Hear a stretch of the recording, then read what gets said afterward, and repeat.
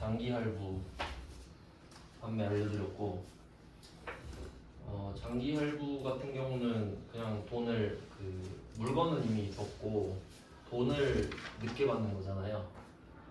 그래서 오히려 편해요. 물건은 이미 줬기 때문에 돈만 받으면 되거든요. 그때그때 회계 처리를 하느냐, 아니면 기간이 짧으면 한 큐에 잡느냐, 뭐 그 정도 차이였고, 그다음 중간 지급 조건부 판매. 요거는 세무 1급에만 나왔었는데, 뭐 최근 들어 세무 2급에는 세무 1급 거를 조금씩 내요.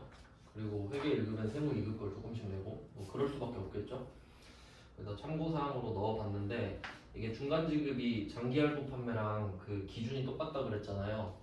근데 차이가 뭐냐면, 지금 두 문제가 있죠. 그 매출 쪽에 18번이랑 19번이랑 둘 다 중간 지급 조건부 판매인데, 그러니까 할부처럼 돈을 쪼개서 받는 건 같잖아요. 근데 문제는 잔금을 치를 때 물건을 주기로 했으니까 이게 중간 지급 조건부가 되는 거예요. 그러니까 할부랑 이름이 달라진 거죠. 이렇게 되면 좀 복잡하거든요. 그래서 두 문제를 한번 보는데 우리 뭐 참고하시면 됩니다. 방법이 중요하니까 방법을 알려드릴게요. 일단 18번 문제는 2020년 3월 16일인데 1년마다 돈을 주기로 했거든요. 그러면 여긴 계약금에 해당되는 상황입니다. 근데 물건은 안 주죠. 왜냐면 물건은 잔금 때 주기로 했으니까 나와 있습니다, 내용에. 그러면 이때 그 기준은 똑같죠. 대가의 각 부분을 받기로 한 때. 이건 같거든요. 근데 차이가 물건을 주고 나서 돈을 받으면은 그냥 돈을 받으면 되거든요. 근데 지금은 물건을 안 준 상태로 돈을 받잖아요. 물건 주기 전에 받은 돈은 다 선수금입니다. 그래서 계정 과목이 달라지죠. 그래서 18번 문제 같은 경우는 그냥 하던 대로 하면 되는데 부가세가 포함되어 있어요. 선수금 1억 5천 받고 부가세가 포함되어 있습니다.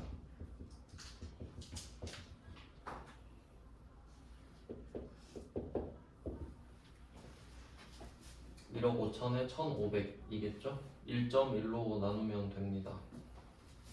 보통 예금으로 받았어요. 일단 뭐 요 정도는 안 어렵잖아요. 이게 장기 할부랑 똑같다인데 대신 선수금으로 잡는다 정도. 그러니까 혹시 18번 문제 나오면 맞히셔야 돼요. 근데 19번은 좀 어려워요. 19번은 21년도 건데 그러면 잔금 치를 때거든요.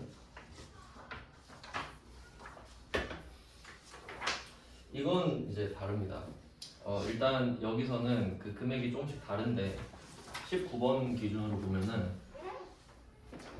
19번에서는 지금 우리가 물건을 파는 거니까 1억 2,100만 원을 받는 겁니다. 그럼 이건 똑같죠? 보통예금 1억 2,100. 그럼 1억 1,000이겠죠? 1억 1,000. 그럼 오늘 회계 처리하는 거랑 이제 물건을 줘야 되잖아요. 그럼 일단 제품 매출이 이 문제 두 번째 줄 보면은 제품 공급가액이 3억으로 돼 있거든요. 그러면 돈을 4번에 거쳐서 받고 있는데 오늘이 마지막 받는 거고 오늘까지 받으면 3억 받은 거죠. 그리고 오늘 물건 인도하잖아요. 그래서 오늘 제품 매출 3억이 생겨요. 오늘 인도하니까.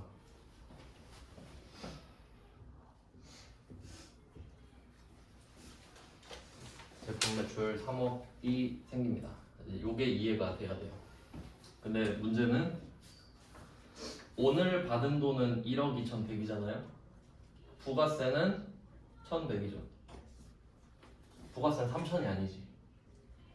왜냐면 그 전에 풀었던 18번 문제처럼 그때 부가세를 인식했을 거 아니에요. 근데 오늘 또 3,000 인식하면 안 되죠?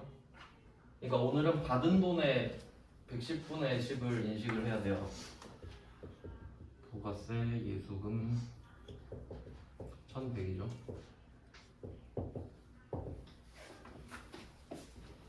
지금 분기가 엄청 꼬였어요. 그러면 제품 매출 3억이 어디서 튀어나왔냐? 선수금으로 계속 모으고 있었을 거 아니에요. 그러면 선수금이 지금 3천에 8천에 8천이 쌓여 있겠죠. 그때 선수금으로 3천, 8천, 8천 이랬을 거 아니에요. 부가세는 300, 800, 800 이랬을 거고. 그러니까 선수금이 지금 1억 9천이 쌓여 있는 상황이죠. 그러니까 오늘 그 선수금을 털어주겠지. 선수금 1억 9천 쌓여 있던 거를.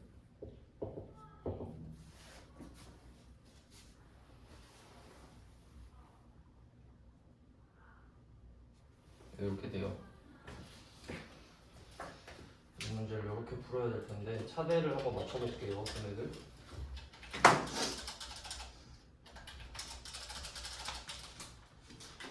차변 대변 딱 맞죠?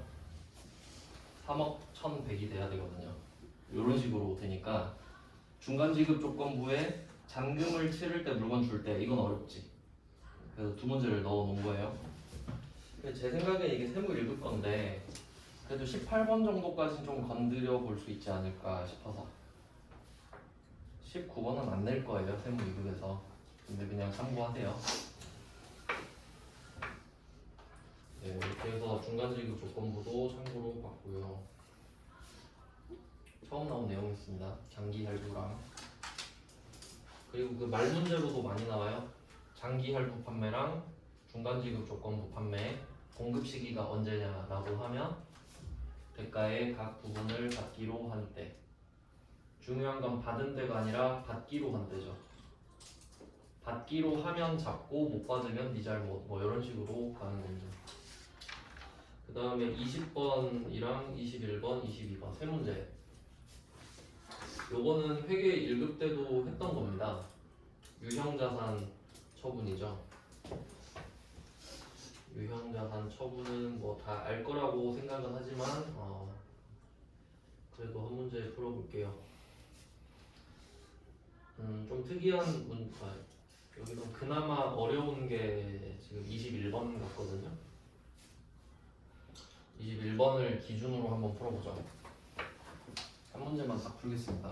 회계 1급 때 했던 거니까.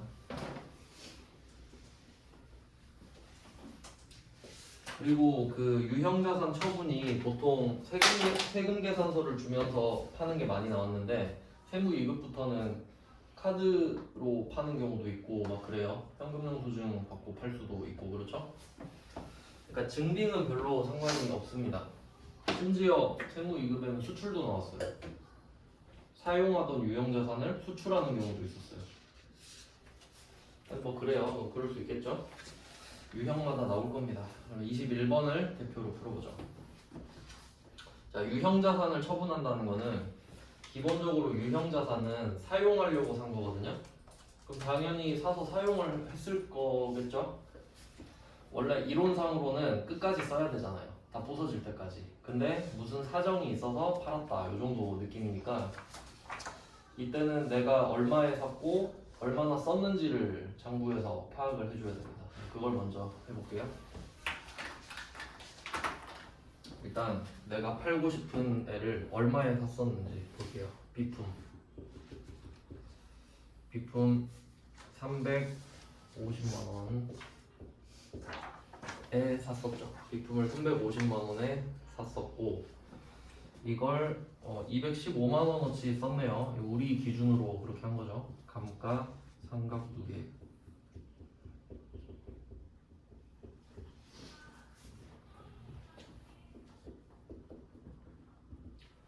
감가상각 누계액도 대표적인 차감 계정이죠. 유형자산에서 직접 차감하는 게 아니라 간접적으로 차감을 하니까 저희 둘이 세트예요. 그 어제 배웠던 제품 매출의 매출 환입 및 애누리 매출 할인과 같은 사이라고 보시면 됩니다. 그러면 그걸 빼면 장부 금액이 나옵니다. 그래서 보통 이런 식으로 차감 계정이 달려있는 애들은 그 차감 계정을 빼고 나서 순수하게 남는 금액 있죠. 그게 장부 금액이에요. 그래서 가끔씩 문제 풀다 보면은 순장부금액이라는 말도 나오거든요. 같은 말이죠. 이미 뺀 게 장부금액이기 때문에.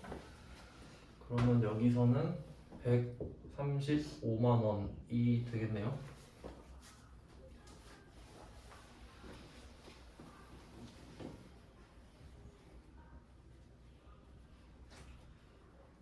그리고 이 문제에서는 별 말이 없는데, 여기 중요한 말이 있네요. 지금 감가상각 누계액이 215만 원이라고 나왔는데 이 앞에 처분시가 중요해요.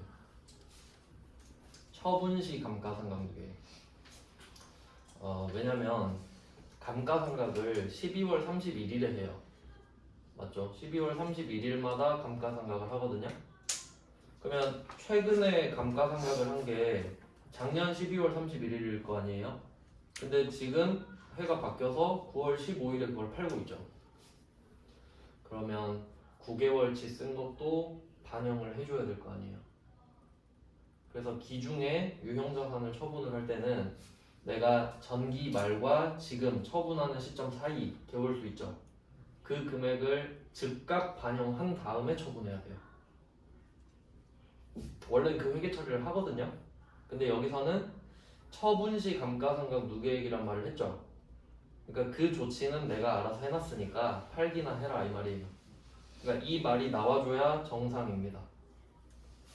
근데 뭐 별말 없어도 그렇게 생각하셔도 돼요. 보통 전산회계 1급에서는 어떤 식으로 말을 하냐면 단기 감가상각비는 고려하지 말 것 이런 식으로 말해요. 뭐 같은 뜻이 되겠죠. 그냥 무시해라 또는 돼 있다. 신경 쓰지 마라. 그러면 135만 원, 우리 장부의 135만 원짜리를 얼마에 팔 거냐가 중요합니다. 110만 원에 팔고 있는데 이제 슬슬 좀 헷갈릴 때가 됐어요. 일단 잘 보시면 110만 원에 팔았잖아요. 여기에 부가세가 별도입니다. 11만 원이 따로 붙는다는 소리예요. 일단 이거 자체도 헷갈리면 안 되죠. 그럼 내가 110만 원에 팔 테니까 121만 원 줘 이렇게 해야 맞죠? 맞죠? 그러면 이때 처분 금액을 얼마로 할 거냐?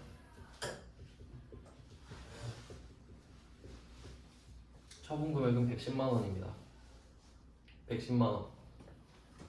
왜냐면 내가 121만 원을 요구할 거잖아요. 상대방한테. 근데 11만 원은 어차피 세무서에 내야지.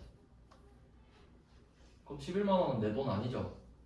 내 돈은 110만 원이죠. 그러니까 처분 금액 구할 때는 부가세를 안 더해야 돼요. 아시겠죠? 헷갈리면 안 돼요. 내 돈 아니잖아요. 자, 그러면 두 개를 빼줍니다.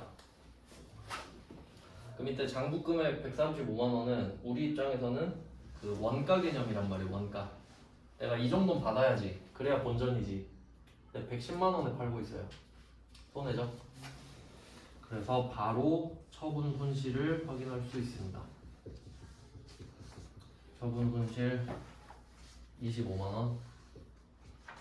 이런 식으로 확인하고 문제 풀기로 했죠. 자, 이걸 먼저 프로필을 따주고요. 그리고 회계 처리하겠습니다. 비품 350만 원. 감가상각 유계액 215만 원. 이게 1번 세트죠. 유형자산 처분할 때는 감가상각 누계액이랑 해당 자산이 같이 나가줍니다. 이게 1번. 이 사실은 변하지 않으니까. 그 다음에 두 번째는 얼마에 팔았냐인데 그것보다 부가세를 먼저 볼게요. 그럼 121만 원을 달라고 하는 거죠. 이 중에 부가세는 11만 원입니다.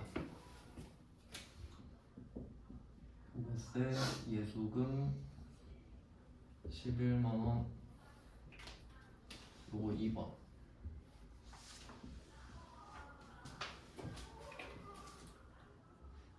왜냐면 부가세는 무조건 110분의 10이니까 이걸 먼저 해주고, 그 다음에 3번. 3번이 121만 원을 뭘로 받았냐요. 물론 현금으로 다 받으면 좋은데 섞여 있을 확률이 있기 때문에 일단 쉬운 걸 2번으로 뺀 겁니다. 그럼 이때는 121만 원을 받아야 되잖아요. 근데 그 중에 60만 원은 현금으로 받고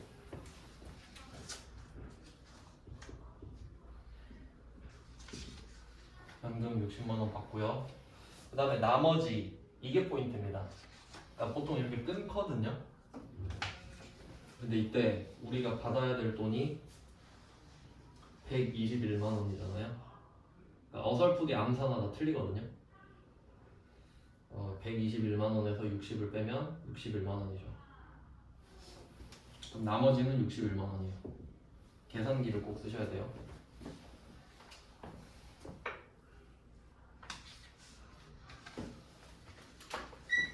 네, 그러면 이때 나머지는 외상하기로 했다. 얼마를 받기로 했으니까 이거 미수금이죠. 이때 유형자산 처분할 때 미수금 조심해야 됩니다. 일단 뭐 3번은 이렇게 끝났는데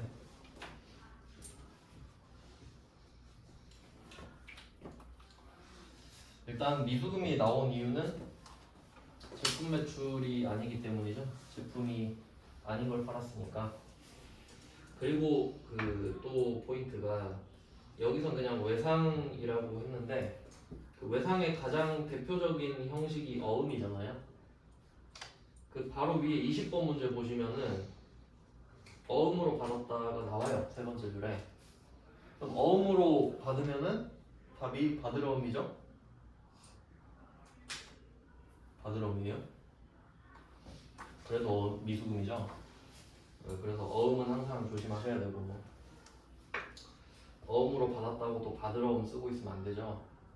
바드러움은 제품을 팔았을 때만 나오는 거니까 이런 디테일도 신경을 좀 써주시고 그러니까 이 미수금은 세 가지 형태가 나올 수 있어요. 첫 번째는 그냥 외상. 그냥 외상이면 내가 지금 이 비품을 팔고 있는 애한테 외상이죠. 그러니까 걔가 나한테 돈 줘야 되죠. 그럼 거래처가 같죠 이거는? 두 번째, 얘가 어음을 주는 경우 그래도 미수금이죠. 거래처 같습니다. 세 번째는 배서양수죠. 그러니까 지금 21번이 중고 유통한테 내가 팔고 있잖아요. 중고 유통한테. 근데 얘가 어음을 주는데 뭐 중고 유통 말고 다른 회사한테 어음을 받은 걸 주는 거지. 뭐 중고나라 이런 데서. 그러면 그때는 미수금인 건 똑같죠. 어음이지만 근데 거래처는 바뀌죠. 그땐 거래처를 바꿔줘야죠. 그래서 미수금은 세 가지 케이스가 있다. 까지 숙지를 하셔야 됩니다. 근데 지금은 가장 일반적인 케이스입니다. 근데 사실 아무리 친해도 그냥 외상 잘 안 하죠. 혹시 모르니까 어음을 받아놓는 게 좋은데.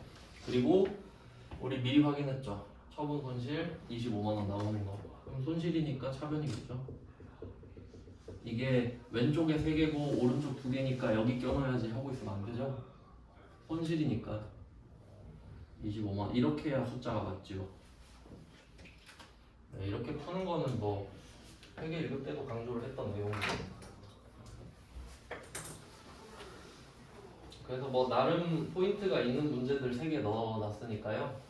그러면 21번을 기준으로 삼으시고 20번은 그 어음을 수령했다도 미수금이다 이 정도 확인하시면 되고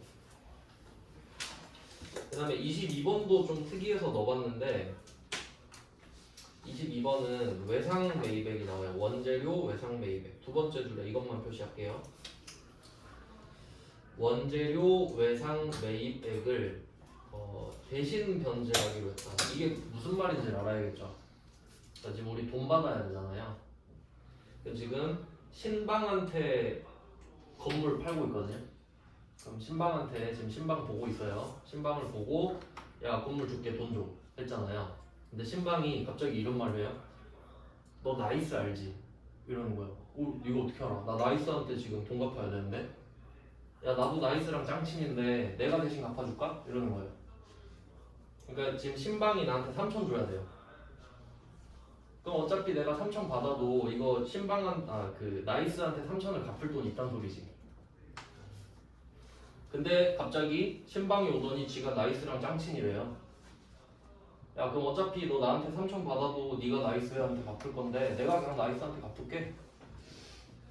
뭐 그것도 괜찮네 라는 생각이 들죠. 그러니까 여기서 외상매입금이잖아요. 원재료니까 이것도 잘 생각해야 됩니다. 원재료 외상매입액이니까 외상매입금이죠. 근데 뭐 원재료 말고 다른 외상매입일 수도 있잖아요. 그럼 미지급금이지. 네, 이런 디테일도 있습니다.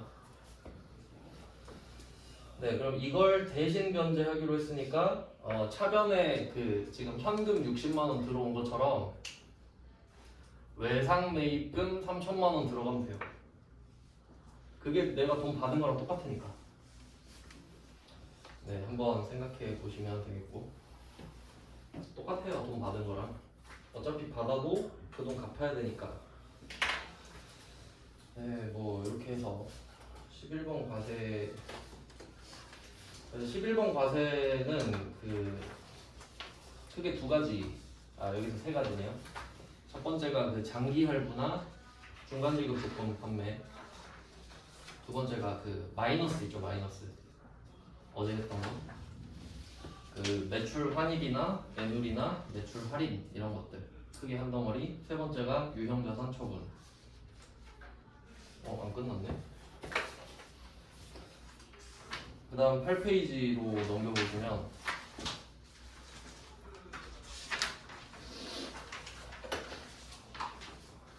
얘네들은 이제 차이가 뭐냐면 국고보조금이라고 있어요. 그것만 표시할게요. 23번에 국고보조금, 24번도 국고보조금. 물론 처음 들어보셨겠죠? 세무 1급에만 나왔는데 그 세무 2급에도 국고보조금을 낸 적은 있거든요. 한번 그 개념을 설명해 드릴게요. 한 번씩 물어보시는 분도 있더라고요. 근데 이게 애매하게 걸쳐 있는 경계긴 한데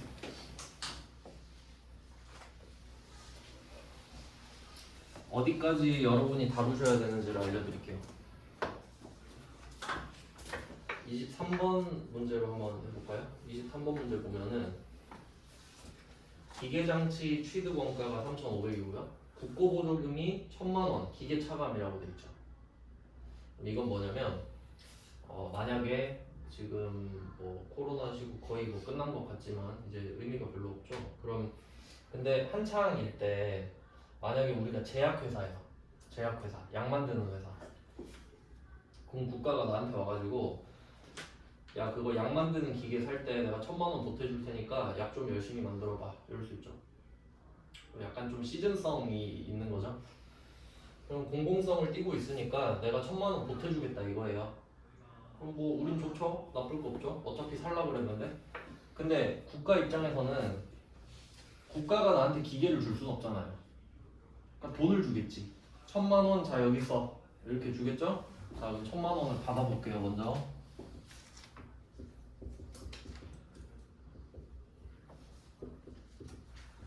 자 1,000만원 받았어요. 줬으니까 받으면 돼요. 근데 뭐 기계가 지금 3,500이잖아요. 예를 들면 이런 거예요. 내 보통예금 통장에 2,500만원 있었거든요. 내 돈 2,500 있었어요. 근데 얘가 1,000만원을 입금해 준 거예요. 그럼 3,500만원 됐죠. 근데 이 국고보조금이라는 계정 과목이 대변으로 붙어요. 그럼 이 국고보조금을 1,000만원 보통예금 형태로 받았죠. 이게 중요한 거예요.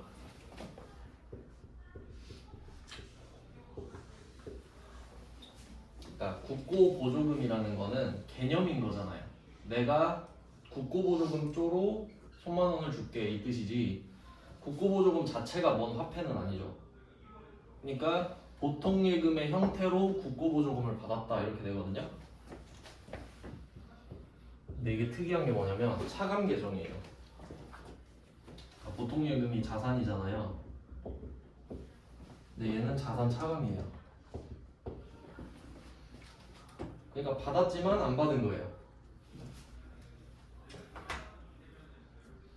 그러면 다시 장부로 넘어와요. 그럼 우리 통장에 3,500만 원 있는 거 팩트죠? 근데 여기서 중요한 거는 2천만 원 있죠? 2천만 원으로는 치킨 시켜 먹으면 안 되죠.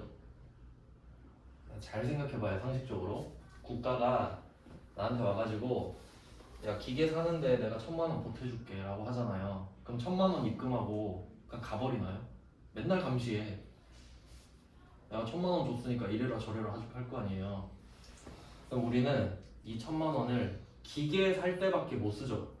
그러니까 내 마음대로 쓸 수 있는 돈이 아니잖아요. 그러니까 없는 셈 쳐버려요. 없는 셈. 어차피 내 마음대로 못 쓰니까. 그럼 국고보조금 1,000만 원을 붙입니다. 이렇게 돼요. 그럼 밑에 얘도 차감이니까 장부 금액이 붙겠죠. 보통 예금의 장부 금액은 2,500만 원이 되는 겁니다. 그럼 이 회계 처리를 하고 이렇게 된 거예요. 그럼 이게 무슨 뜻이냐? 나는 3,500이 있는데 왜 2,500이냐? 3,500이 있는 건 팩트거든요. 근데 내 마음대로 쓸 수 있는 게 2,500이요. 그러니까 요걸로 치킨 시켜 먹어도 되죠. 그러니까 그냥 알아놓는 거라고. 이 중에 1,000만 원은 절대 치킨 시켜 먹으면 안 돼 라고 써놓는 거지. 이해되시죠? 그럼 여러분이 이 정도는 풀 줄 아셔야 되죠. 아마 이렇게 나올 거예요. 국가가 나보고 기계장치를 사라고 1,000만 원을 줬다. 상환 안 해도 된다. 이런 식으로 되겠죠. 그럼 답이 요거예요. 이건 맞출 수 있죠? 1단계예요 이게. 그 다음에 2단계. 이 돈으로 기계장치를 샀다. 충분히 낼 수 있겠죠? 자, 기계장치 한번 사볼게요. 이 기계장치가 지금 3,500이잖아요.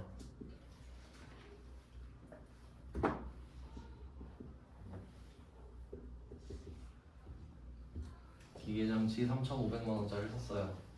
그럼 당연히 부가세 얘기는 안 하겠습니다. 보통 예금 3,500만 원 줘야 되죠?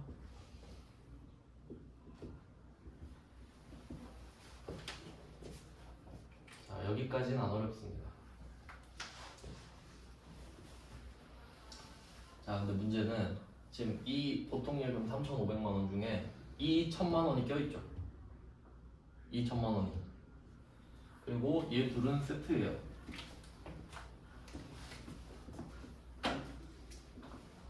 얘 둘은 세트입니다. 그럼 이게 이렇게 포함이 되어 있는 거예요. 여기에. 맞죠? 그러면 이 1,000만 원이 여기에 포함이 되어 있는 거니까 얘도 같이 나가야 돼요. 얘가 여기 들어있잖아요. 3,500에 들어있으니까 얘가 나가니까 얘도 나가요. 둘이 세트잖아요. 그러니까 지금 얘가 나갔으니까 그러면 이때 보통 예금은 차변에서 대변으로 나갔으니까 국고보조금 대변에서 차변으로 갑니다. 없애야 되니까. 국고보조금 보통 예금 둘이 자리 바꿔줘야죠.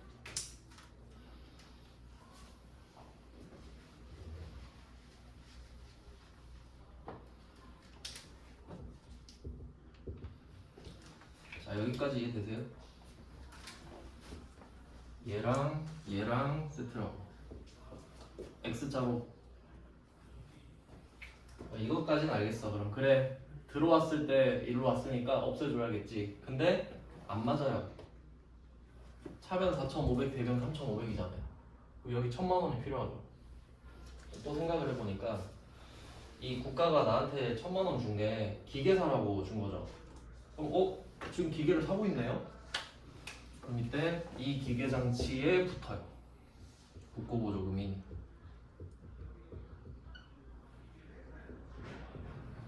기계 장치로. 그러니까 이게 기계 장치의 차감 계정이에요. 얘는 요렇게. 그러니까 얘가 환승하는 거예요. 환승.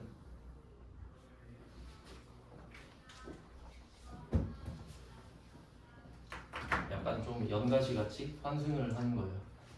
먹을 거 다 먹었으니까 일로 갈아타야겠다.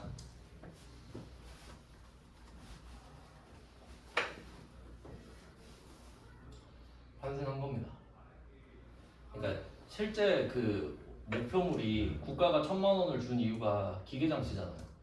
근데 국가가 기계를 못 주니까 보통예금의 형태로 한번 거쳤다가 기계를 샀으면 그걸로 갈아타는 거지.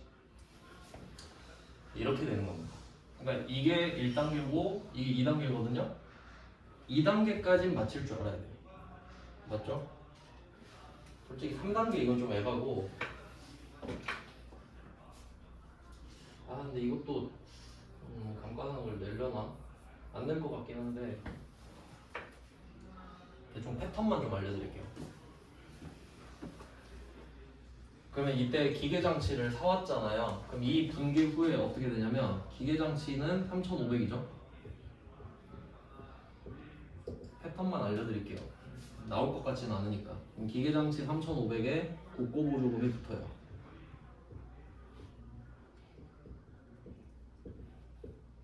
요렇게 정부금액 2,500이죠. 완벽하게 환승한 거 맞죠? 자 그럼 이게 무슨 뜻인지 볼게요. 이 기계를 3,500에 산 건 팩트거든요. 근데 내 돈은 2,500 들었죠. 그 뜻이에요. 3,500 주고 샀는데 내 돈은 2,500 들어갔다. 이 뜻이 됩니다. 그럼 이게 감가상각이랑 같이 해야 되잖아요. 이제 감가상각까지는 안 내는데 패턴만 알려드릴게요. 그럼 이때 기계장치를 그냥 5년 쓴다고 해볼게요. 5년 감가상각을 한다고 봅시다. 얘는 어떻게 봐야 되냐면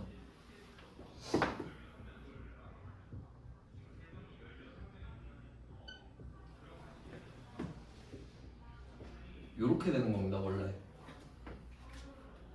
잘 생각해봐요.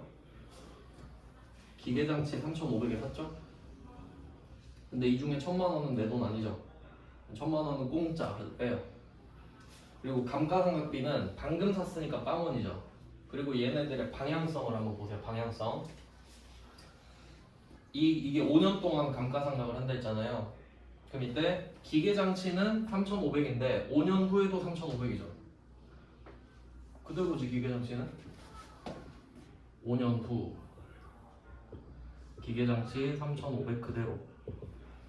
왜냐면 원래 유형자산은 좀 가오가 있으니까 얘는 가만히 있고 감가상각 누계액이 감가상각 아니다. 잘못 썼네. 감가상각 누계액이죠. 감가상각 누계액이 대신 깎여주잖아요. 그럼 이때 감가상각 누계액은 5년 후에 3,500이 돼야 되죠. 그럼 빵원 되잖아요. 맞죠? 이렇게 돼야 되죠? 근데 국고보조금이 지금 생겼잖아요. 그럼 감가상각 누계액은 0으로 시작해서 마이너스로 가는 거죠. 3,500이 5년이니까 1년에 700 아니에요. 1년에 700씩 떨어져야 되죠. 감가상각 누계액은 마이너스로 가잖아요. 그러니까 마이너스 700, 마이너스 700, 마이너스 700 이걸 해서 5번 하면 마이너스 3,500 아니에요. 근데 국고보조금은 애초에 마이너스 1,000으로 시작했죠. 얘는 결과물이 0이 돼야 돼요. 1,000만 원을 받았는데 5년 동안 기계를 잘 쓰면 국가한테 이제 잘 썼습니다 하면 끝이죠. 그래서 얘는 5년 후에 빵원이 돼요. 그래야 맞지 장부가. 그래야 영원이 되지 않습니까? 이해돼요? 감가상각 누계액은 0으로 시작해서 마이너스 3,500으로 돼야 돼요. 그래야 저기 취득원가를 잡아먹지. 근데 국고보조금은 애초에 마이너스 1,000으로 시작했죠. 그럼 얘는 5년 후에 빵원이 돼야 된단 말이에요. 잘 썼습니다 하고 끝내면 되니까. 그러면 감가상각비는 1년에 잘 생각해 봅시다. 감가상각비는 1년에 마이너스 700이 되는 거죠. 국고보조금은 1년에 플러스 200이 되는 거죠. 그러면 실제로 감가상각비는 500이 떨어지지. 왠지 생각해 볼게요. 기계장치를 3,500에 샀지만 국고보조금이 마이너스 1,000이 들어갔죠. 그러면 장부 금액이 2,500으로 시작했잖아요, 애초에.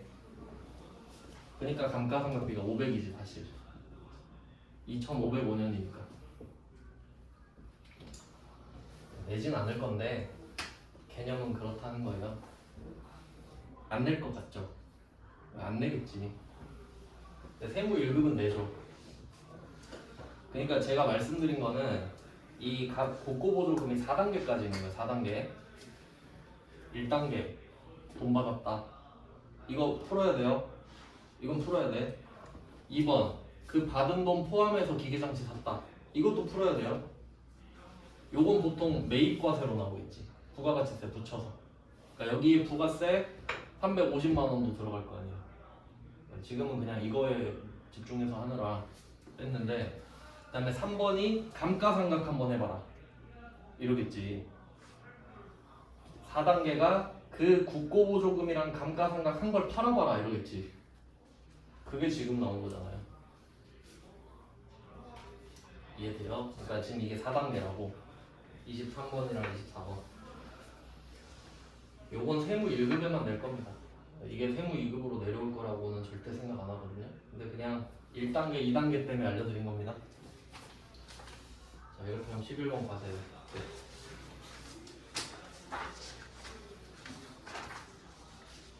네, 뭐 나머지는 이제 좀 쩌리죠. 매출은 그냥 대충 훑어 보겠습니다. 어떤 애들이 있는지. 9페이지입니다. 17번 카바. 뭐 회계 1급 때 거 재활용했는데 그 25번은 그냥 그림이 있죠? 그림이 있습니다. 그 다음에 26번은 그림 없죠? 그 다음에 27번을 새로 넣었는데 27번이 프린터를 중고로 팔았다. 방금 그 문제입니다. 유형자산 처분이죠. 그러니까 유형자산 처분이라는 이슈는 굉장히 중요한데, 그때 증빙을 세금계산서를 줬느냐 카드점표를 줬느냐에 따라 유형이 바뀌죠. 그럼 얘는 그냥 카드점표를 준 겁니다. 그리고 여기서는 딱 하나만 볼게요. 박스 안에 보시면은 당기 감가상각비는 고려하지 않는다. 이거 표시할게요.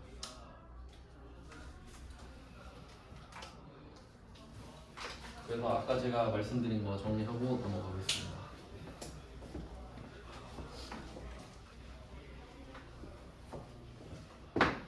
아까 문구가 처분시 감가상각 누계액 이런 말이 있었죠? 처분시. 이 말은 내가 감가상각 적절히 잘 해놨으니까 잘 팔아봐라 이거였고, 지금 나오는 당기 감가상각비는 고려하지 마시오.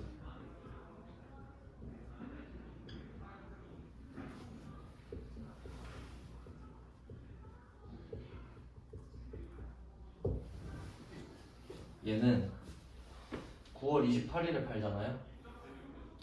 그럼 얘는 작년 12월 31일까지만 감가상각을 한 거예요. 그 금액이 쌓여 있는 게 총 275만 원인 거예요. 여기까지는 이해되시죠? 그러면 9개월 더 썼잖아요. 그럼 9개월 더 쓴 거를 즉시 상각을 해줘야 된다는 거예요. 즉시. 그러니까 원래는 감가상각 누계액이 여기에 써있는 275만 원보단 커야 되죠. 근데 그냥 무시해라 이 말이잖아요. 그러니까 얘는 있는데 쌩까라 이 말이죠. 두 개 차이 아시겠죠? 처분시 감가상각 누계액은 내가 알아서 잘 해놨다 이 말이고, 고려하지 마시오는 해야 되지만 그냥 하지 마라 이 말이에요.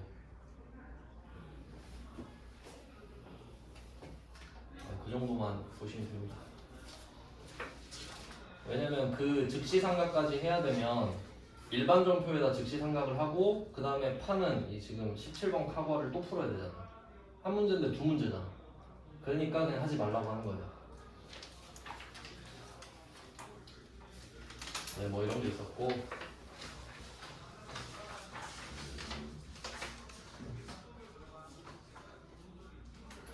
네, 그 다음에 10페이지.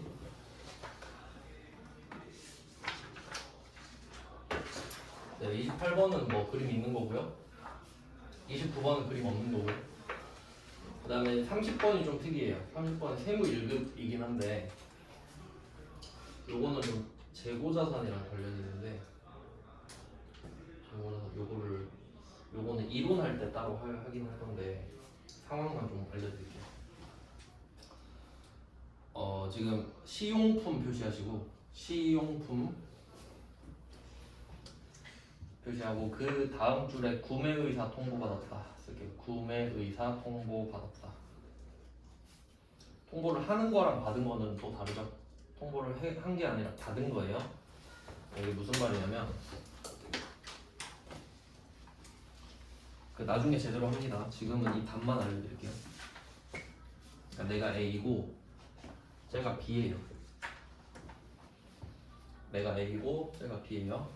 근데 내가 물건을 팔아야 되는데 그 물건을 파는 방법 중에 좋은 방법이 뭐가 있냐면 써보게 하는 겁니다. 써보게 한다. 그러면 써보면 미안해서 살 수도 있고요. 진짜 써보고 좋아서 살 수도 있죠. 요새는 중고차도 일주일 타보고 결정하세요 이러잖아요. 보내주고. 그러면 우리가 B한테 20개를 보낸 거예요. 한번 써보시라고. 시험 삼아 써보시라고. 시용품 한번 써보세요.